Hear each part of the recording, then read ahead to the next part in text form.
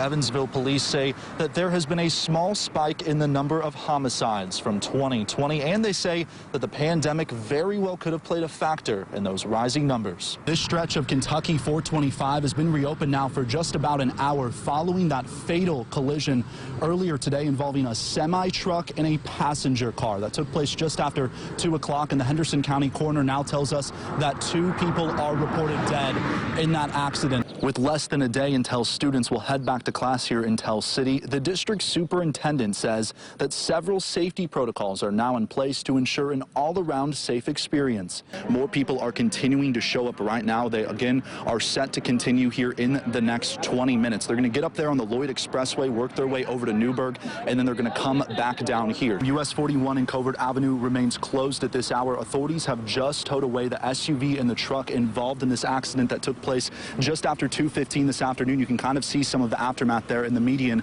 of US 41. The Vanderburgh County coroner has been working the scene along with Indiana State Police. They've been using drones as well to gather more evidence after this deadly collision. In White County tonight and another neighboring Illinois county, they have said, the sheriffs there have said that they are not going to be enforcing these restrictions. It all started this afternoon when the White County Sheriff Doug Meyer said that he would tell his deputies not to enforce those ongoing restrictions issued by Governor J.B. Pritzker. The practice does continue here tonight at Wrights High School, where those students are continuing to gather here tonight. Of course, this comes after that decision earlier today to cancel those upcoming marching band tournaments throughout the rest of this year.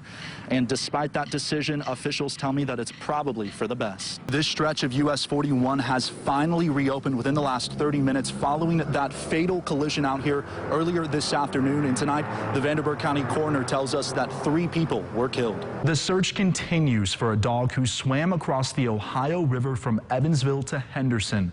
Volunteers from It Takes a Village No-Kill Rescue were at Horseshoe Bend today looking for Allie. Kentucky lawmakers have given final approval to a bill that would give the Attorney General new power to regulate abortion clinics. The proposal would let the AG seek civil and criminal penalties for any violations of Kentucky's abortion laws. On NBC News' Meet the Press, Dr. Anthony Fauci said that case numbers will likely get worse over the next couple of weeks because of people gathering over the holiday, as the death toll sits at more than 350,000.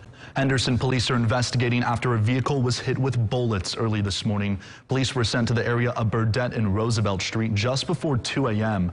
Police say that a vehicle was shot and they found several shell casings. Police in Du Bois County are investigating reports of a loud explosion in the Huntingburg area. Officers were called to the intersection of 1st Avenue and Chestnut Street Friday around 10 o'clock, but were not able to find anything. Police say an Evansville man has been arrested for stabbing another man on Christmas Day. Officers were called to the area of South Barker Avenue and C Street for an assault in progress just after 3 o'clock Friday. Police say when they arrived, they found a man with stab wounds to his wrist, hands, and torso. Another Evansville business is closing due to the pandemic. According to a post on their Facebook page, Just Cookies inside of Washington Square Mall will close until the pandemic is over. The owner tells us there's just not enough business to stay open.